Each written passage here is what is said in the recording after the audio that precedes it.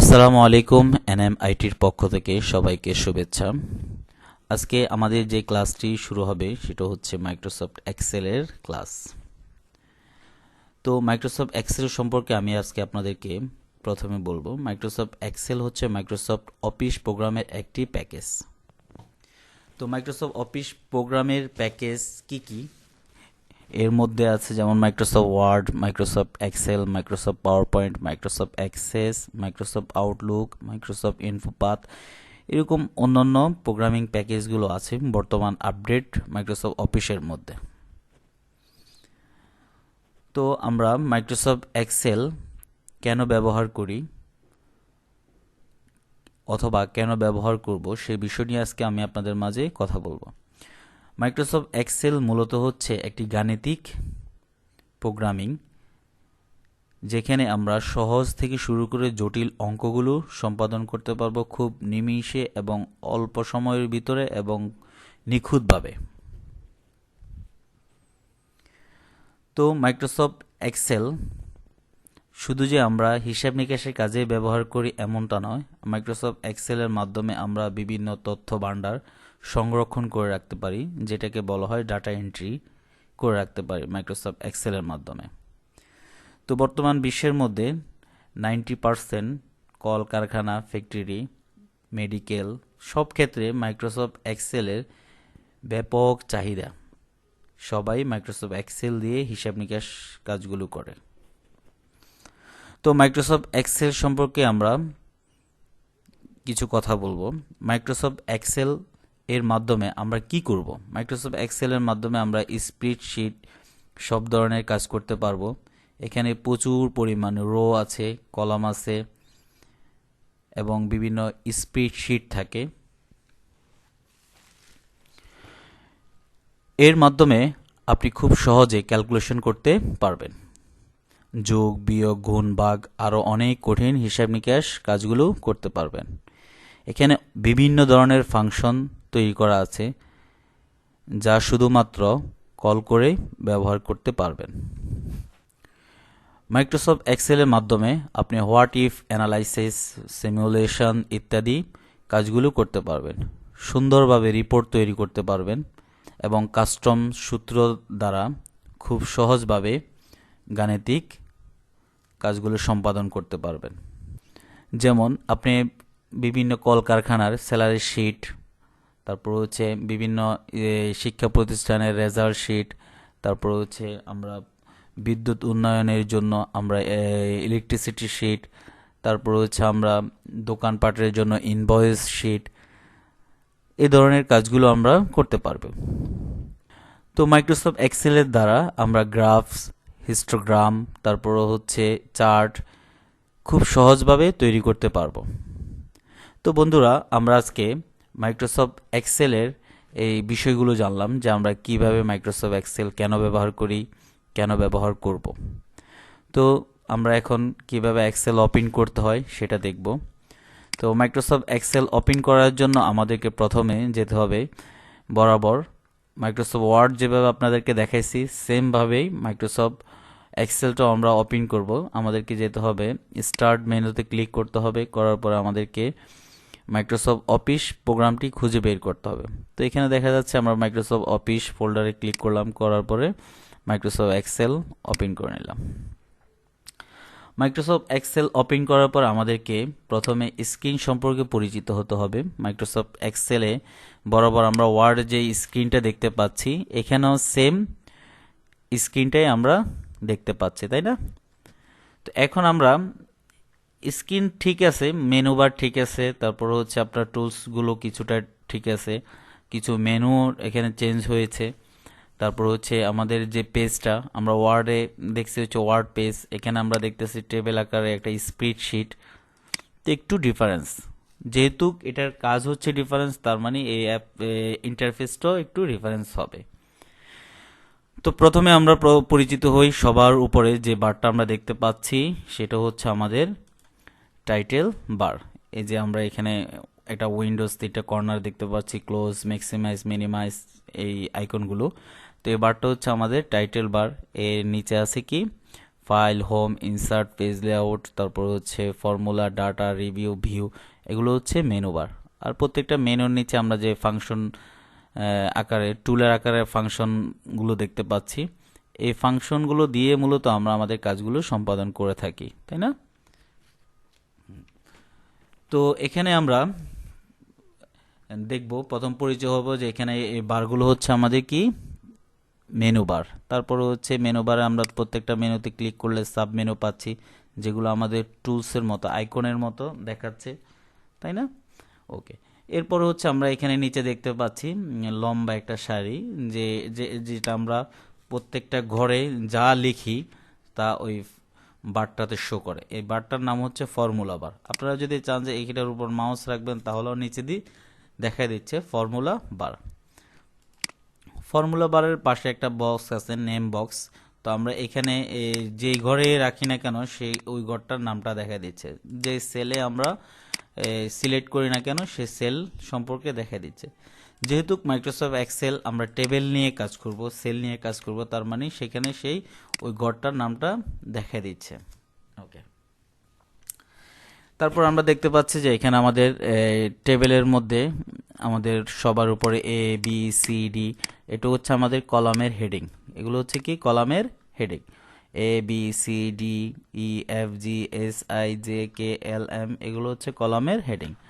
এরপরে নিচে আমরা দেখতে পাচ্ছি পাশে আমাদের 1 2 3 4 5 6 7 8 9 10, এগুলো হচ্ছে আমাদের রো। এগুলো রো হচ্ছে রোর হেডিংটা, ঠিক আছে? তাহলে আমরা 1 2 3 4 5 এগুলো হচ্ছে আমাদের রো হেডিং, আর প্রত্যেকটা ঘরকে বলা হয় সেল। তো আমরা এই সেলটাতে যখন কার্সর সিলেকশন করি, তখন আমাদেরকে কি বলতেছে, E8, তার মানে আমাদের ই কলামে এবং 8 রোতে আছে, যার জন্য এইটার নাম হচ্ছে আমাদের E8। ওকে, আচ্ছা, এরপরে দেখেন এখানে আমাদের নিচে পাশে একটা অপশন আছে, পাশে এবং নিচে। এটা হচ্ছে হরিজেন্টাল আর এটা হচ্ছে আমাদের ভার্টিক্যাল। এটাকে বলা হয় স্ক্রোলিং বার। তো আমরা স্ক্রোলিং বলতে আমরা রুলিং করার জন্য উপরে নিচে আর হচ্ছে ডানে বামে মুভ করার জন্য হচ্ছে আমাদের হরিজেন্টাল স্ক্রোলিং বার। ওকে, তো এর নিচে আমাদের দেখেন তিনটা অপশন আছে, যে শিট 1, শিট 2, শিট 3। এই তিনটার কাজ হচ্ছে মূলত আমাদের এইভাবে আমরা যে স্প্রেডশিট করছি, যেমন আমি এখানে রেজাল্ট শিট করব, এই শিটে আমি স্যালারি শিট করব, এই শিটে আমি অন্য আদার্স কাজ করব। আমি যদি আরেকটা শিট নিতে চাই, এখান থেকে আমি ইনসার্ট করে আরেকটা শিট নিব। এইভাবে আমরা অনেক শত শত শিট নিয়ে কাজ করতে পারবো, ঠিক আছে? বুঝতে পারছেন এটা? ওকে, আচ্ছা, এখন আমরা মোটামুটি আমাদের স্ক্রিন সম্পর্কে পরিচিত হলাম। এখন আমরা কিছু কাজ করব। ফার্স্ট টাইমে আমরা করব হচ্ছে ডাটা এন্ট্রি কাজ। তো আমরা প্রথমত একটা স্টুডেন্ট ইনফরমেশন নিয়ে আমরা একটা ডাটা এন্ট্রি কাজ করব। তো ডাটা এন্ট্রি করার জন্য আমাদের এখানে প্রথমে আমরা এখানে লিখে দিতে হবে এই ঘরটাতে সিরিয়াল নাম্বার।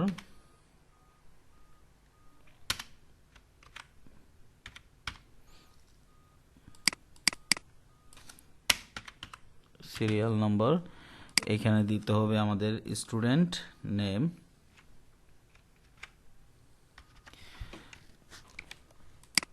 তো আমরা এই সিরিয়াল নাম্বারটা একটু নিচে দিই, কারণ আমরা উপরে একটা হেডিং লিখব। প্রথমে আমরা লিখব হচ্ছে সিরিয়াল নাম্বার,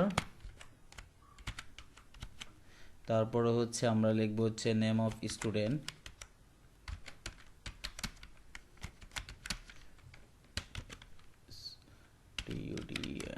স্টুডেন্ট। তারপরে হচ্ছে যে আমাদের স্টুডেন্টের আরো ইনফরমেশন, যেমন স্টুডেন্ট আইডি নাম্বার, স্টুডেন্ট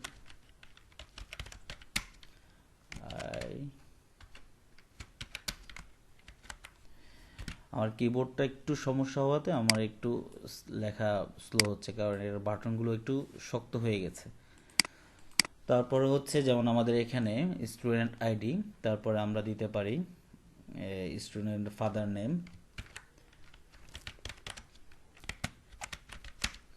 তারপরে আমরা দিতে পারি মাদার নেম,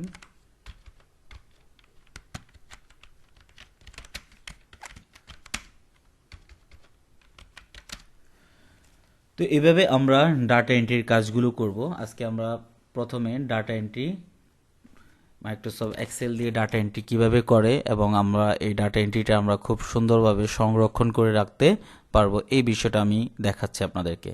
তো এখন আমি বয়েজে যাচ্ছি না, আমি কাজে দেখাই দিচ্ছি আপনাদেরকে। এখানে আমার সবগুলো ইনফরমেশন লিখতে হবে। একটা স্টুডেন্টের যাবতীয় যত ইনফরমেশন আছে সবগুলো আমরা ফরম্যাট আকারে সাজাচ্ছি এবং আমি টাইপ করতেছি, করার পরে আমি এই ফাইলটাকে সেভ করা দেখাবো। ঠিক আছে, তো আপনারা এর মধ্য থেকে বসে একটু দেখুন আমি কিভাবে করি এবং আপনারা বাসায় এই প্র্যাকটিস করবেন। ঠিক আছে,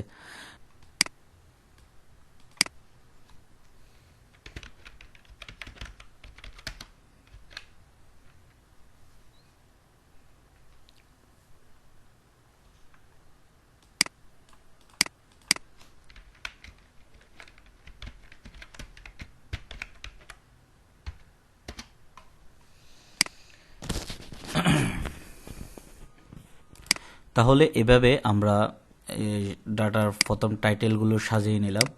সাজানোর পরে এখন আমরা এখানে লিখব 1, নিচে লিখেছি 2।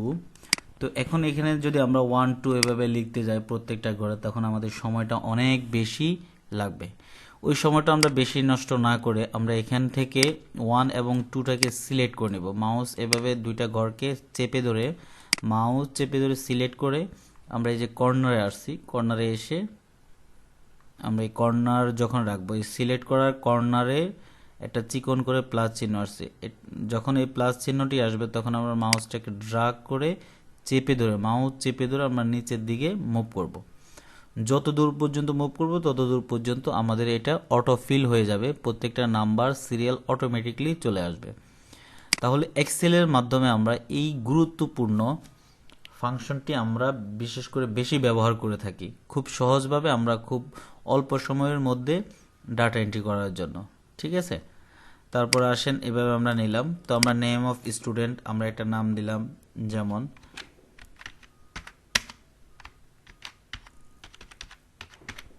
হুসাইন কামাল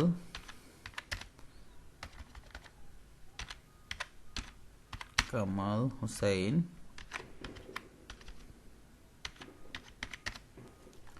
তো এইভাবে দেখা যাচ্ছে আমরা এখন যদি সবার নাম লিখতে যাই তখন আমাদের সময়টা অনেকটা বেশি হয়ে যাবে।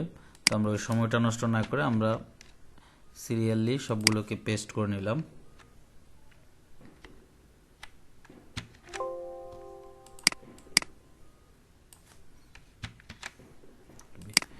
ওকে, তারপরে হচ্ছে আমরা এখান থেকে আমরা কপি করলাম, কন্ট্রোল রাইট বাটন ক্লিক করে কপি, আমরা এই ঘরে গিয়ে পেস্ট, আবার এই ঘরে গিয়ে পেস্ট, এভাবে আমরা পেস্ট করব।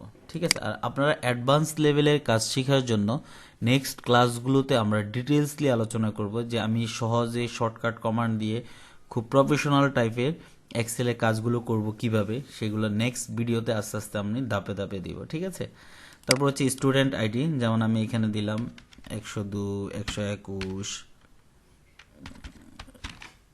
148, 120, 29, এভাবে আমরা আমাদের স্টুডেন্টদের প্রত্যেকের আইডি আছে, আমরা আইডিগুলো দিয়ে দিব। ওকে, আমরা কপি পেস্ট করে নিচ্ছি। সময় কমানোর জন্য, ভিডিওটি অল্প সময় করার জন্য আমি কপি পেস্ট করে নিচ্ছি। ঠিক আছে, তো আপনারা বাসায় প্র্যাকটিস করার জন্য একটু টাইপ করবেন, টাইপের অভ্যাসটা করবেন। ঠিক আছে, তো ফাদার নেম মাদার নেম আমরা দিলাম, যেমন এখান থেকে নূর ইসলাম, তারপর হচ্ছে আলী হুসাইন। এভাবে আমরা প্রত্যেকটা ঘরের মধ্যে কপি পেস্ট করে দিব, সিলেক্ট করে পেস্ট করে দিলাম। তো মাদার নেমের মধ্যে আমরা একটা নাম দিয়ে দিলাম, বেগম।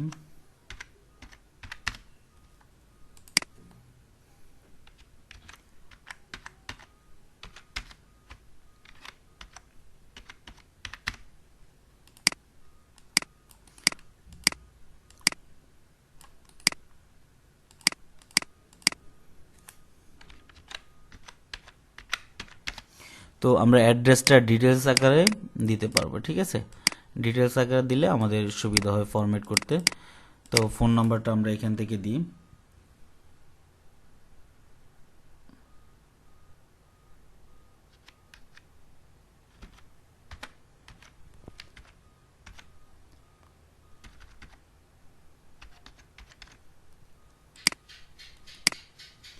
এভাবে আমরা প্রত্যেকটা কপি করে নিয়ে নিলাম। ওকে, তো এখন আমরা এখান থেকে সাজাবো। আমাদের দেখা যাচ্ছে কোনোটা কলাম বড় করার প্রয়োজন হতে পারে, কোনোটা কলাম ছোট করার প্রয়োজন হতে পারে ফার্স্ট স্টেপে। তো আমরা ওই বিষয়টা আপনাদেরকে দেখাচ্ছি। প্রথমত আমরা এখান থেকে যদি কলামটাকে বড় ছোট করতে চাই, তাহলে বি কলাম এবং সি কলামের মাঝখানে যে একটা গাইডলাইন আছে, আমাদের একটা লাইন দেখা যাচ্ছে, তাই না? এই গাইডলাইনটা ধরে আমরা চেপে একটু মাউস চেপে ধরে আমরা ড্র্যাগ করে মুভ করে নিব। ওকে, এটাকে আমরা মুভ করে নিব। এখান থেকে আমরা একটু মুভ করে নিব, এখান থেকে মুভ করে নিব, ছোট বড় করে দিব। ওকে, এখন আমরা উপরে এই ঘরগুলোকে আমরা সবগুলোকে একটা টাইটেল হেডিং দিতে চাচ্ছি। তো হেডিংটাকে আমরা এখান থেকে মার্জ সেল করে নিলাম। একটা অপশন আছে merge cell, merge and center করে নিলাম, ঠিক আছে। তো এখান থেকে যেমন এই ক্লিক করে যে মার্জ অ্যান্ড সেন্টার করে নিলাম। তো মার্জ সেন্টার করে রাখলে আমাদের এখান থেকে আমরা লিখব স্টুডেন্ট, STUDENT, স্টুডেন্ট ইনফরমেশন।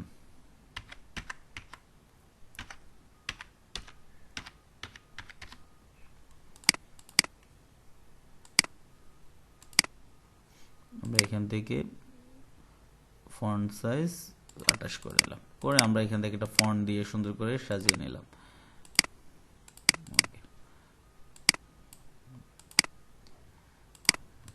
তাহলে স্টুডেন্ট ইনফরমেশন হাইপেন দিয়ে আমরা ক্লাস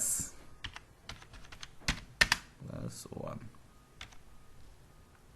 ওকে, ক্লাস 1 দিয়ে দিলাম।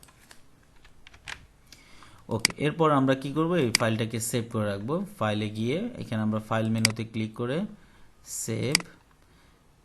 সেভে গিয়ে আমরা রাখবো হচ্ছে ডেস্কটপে, ডেস্কটপ স্ক্রিনে ক্লিক করে আমরা রেখে দিলাম। আমরা ডেস্কটপও রাখতে পারি অথবা আমাদের কম্পিউটারে পার্সোনাল হার্ড ডিস্কের ভিতরে আমরা যে কোথাও রাখতে পারি, যেমন ই ড্রাইভে, ডি ড্রাইভে, যেখানে আমরা রাখতে চাই রাখতে পারবো। তো আমরা এখন ডেস্কটপে রাখি বোঝানোর জন্য। ডেস্কটপে গিয়ে আমরা রেখে দিলাম student, STUDENT, student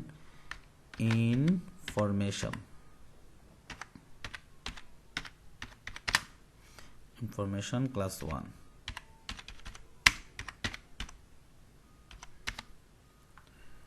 okay, save. তাহলে এখন আমরা এটাকে ক্লোজ করে দিলাম, আমরা এই ফাইলটাকে ক্লোজ করে দিলাম। দেওয়ার পর আমরা দেখতে পাচ্ছি যে আমাদের ডেস্কটপের মধ্যে আমাদের ফাইলটি রয়েছে। তো আমরা ডেস্কটপে স্টুডেন্ট ইনফরমেশন ক্লিক করব, করার পরে আমার ফাইলটি ওপেন হয়ে গেছে। এখানে আমরা দেখতে পারবো যে এই স্টুডেন্ট এর আইডি নাম্বার এত, এর মা এত, বাপ এত, অ্যাড্রেস এখানে, মোবাইল নাম্বার এটা, সহজে আমরা এখান থেকে খুলে বের করে নিলাম। তো এই জিনিসটা যদি আমরা আজ থেকে 15-20 বছর আগে একটা স্কুলে যেতাম, তখন স্কুলে দেখা যাচ্ছে খাতা খুঁজতে হইতো, ফাইল খুঁজতে হইতো, অনেক সময় লেগে যেত এই ইনফরমেশন বাইর করতে, ঠিক আছে, বাইর করতে। তো কম্পিউটারের সাহায্যে আমরা খুব দ্রুত বের করতে পারবো এক একটা স্টুডেন্টের ইনফরমেশন, ঠিক আছে। তো আজ এই পর্যন্তই, আপনারা এগুলো প্র্যাকটিস করবেন।